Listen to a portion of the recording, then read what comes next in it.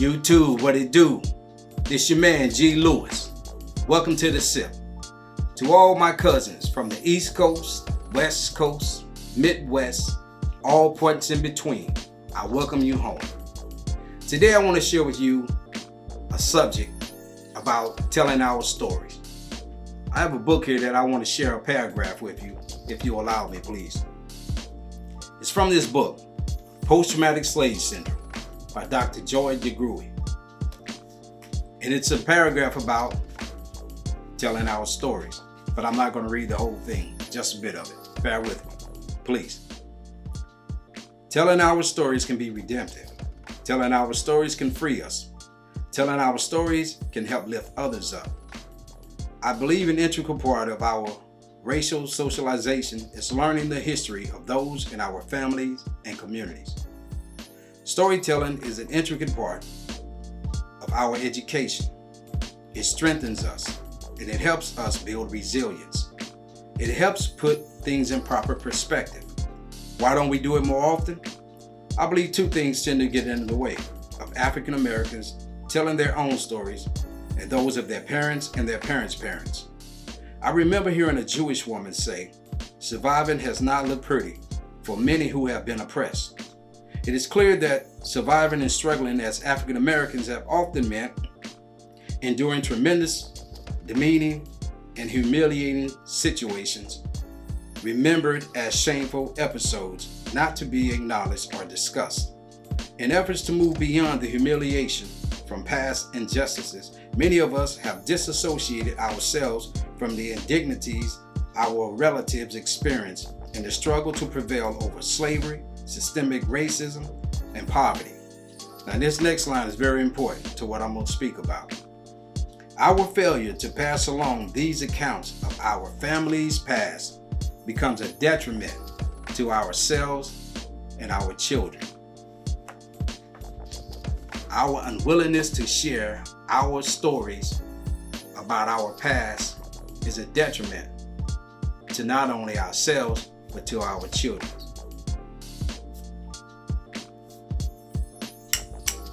Years ago, I was at a barbecue, a cookout, and there were a lot of people at this particular cookout.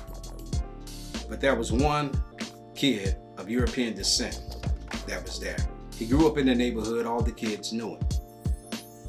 These young men were gathered around at the barbecue, and this one kid of European descent, he was throwing around the N-word as though he was a vendor working at a major league stadium tossing peanut bags.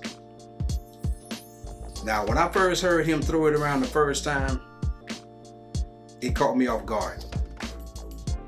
But I also looked around at his friends to see if anybody was going to check him.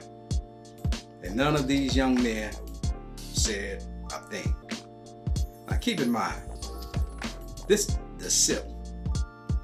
This is Mississippi. This is a state with a long and tumultuous history when it comes to racism.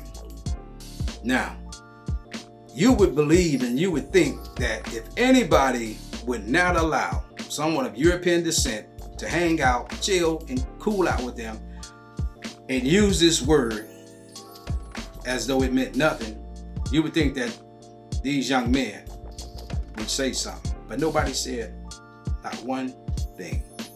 Now, I was disturbed by this, and I just kept it to myself. I didn't speak. I left it alone. Now, fast forward, years later, I have an employee with me. I'm in my van. We ride into a gig that we have. And I ask him, "Hey, do you allow your European friends to use the N-word in your presence?" And he looked at me and he smiled and he said, "Oh, big dog, it ain't like that. It ain't like that no more." You know? I mean, and I said, "What do you mean by that?" He said, you know, now back in the old days, you know, that was a problem, but that don't happen no more. I mean, that's not a problem no more, man, back in your days. And plus, as he said, it depends on how they're using it. Now, if, you know, my friends, you know, if they're using it, you know, without the ER and they replace it with the A, then, you know, it don't have the same meaning. You know, that's that whole mentality that, you know, many of us have, that you change the ER to A, is cool. But by him pretty much acknowledging what I saw as an embracing or an enduring or an acceptance from these other young black men years ago, when this European friend of theirs said the word, all it did would just reinforce my understanding. There's a lack of knowledge about the gravity of that word in the context of American history. And it's disturbing and it's troubling because we live in this Sipp, the state that was the most infamous when it came to our people breaking those mental and physical shackles. And if they can embrace a friend who is using that word in 2024, only 30, 40 years, maybe 50 years removed, and you know, that is disturbing and troubling to me, because that past is not really that far in the preview, you know. So my thing is, if you are a grandparent, parent, or if some of you are blessed to have a great grandparent that's around, who's alive during the 30s, then this message is for you all. It is imperative that we let these kids know the history in the Sipp. I'm speaking to my people now, the Sipp people.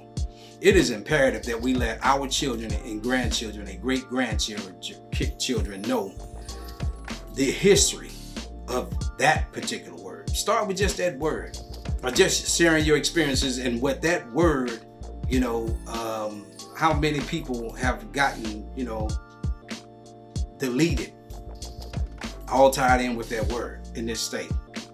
It is imperative that we tell our stories. It is imperative that we tell our stories to the next generation, and they share it with the next generation. Because by sharing the story, the kids will not grow into this comfortable position that it looks like we are in right now.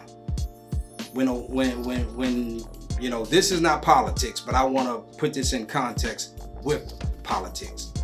When Obama got elected as president, there were a lot of people who couldn't wait to take to the airways on that same night and say, there is no more excuses for them.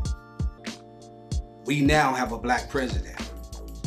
We live in a colorblind society. They start kicking that narrative off the exact same night that this guy won the presidency.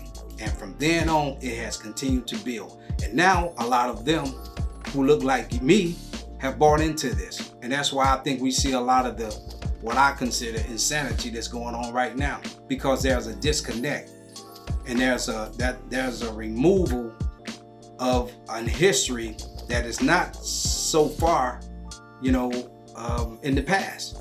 We talking 50 years, man, and beyond the 50 years of all this, you know, nonsense that has went on.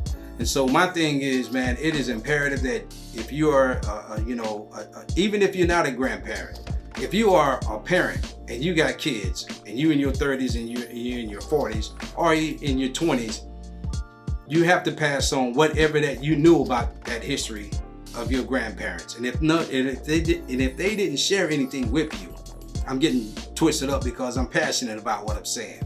If you don't have anything that you can speak on and pass on to them, then I suggest you do your homework. I suggest you watch documentaries, read books, You know what I'm saying? And I recommend this book here. I'm gonna try to recommend books when I bring them on my channel to talk about. I recommend you getting this book right here, Post-Traumatic Slave Syndrome by Dr. Joy DeGruy. Because, and I am not selling this book. I'm not endorsed by any, affiliation or anything like that. I read this book years ago, and I'm always referring back to this book because I see the parallels between what's going on in society and what she spoke about in that book, and how our mental development has been, and I mean collectively, not individually, but as a collective people, those who have a history here of 300 to 400 years, our mental development has been stagnant, and we are in a point of disarray collectively. And that's why you see a lot of the things that you may not agree with that goes on within what we call the culture, and that we feel like that's not part of how I rock, or that's not part of what I consider respectable or behavior. Then you need to pick up this book, because it'll start to peel back. She peels back the layers, man, from a psychological perspective about how the things we do a lot of times, and most time, are derivatives of things that came along 200 and 300 years before we ever touched the soil of America today, in present day America, that our ancestors dealt with back in those days. So that's it today, man. The point of this story is, this video and this story is that we need to tell our stories. Tell our stories. As they used to say back in the day, somebody said it in a rap record, and they used to sample it over and over. Kick the truth to the young black youth. That's what she's speaking about. This your man G. Lewis, your country cousin from the Sipp. And I'm talking to my people in the Sipp, and from the East, the West, Midwest, and all points in between. I want to take this time to humbly thank each and every one of you who have rocked with the channel. If you subscribed recently, I thank you. Or if you're looking at these videos for the first time, I ask that you subscribe to the channel, so that once I bring out more content like this, you'll be one of the first people in the know. Until next time, until I see you in my next video, God bless. Peace.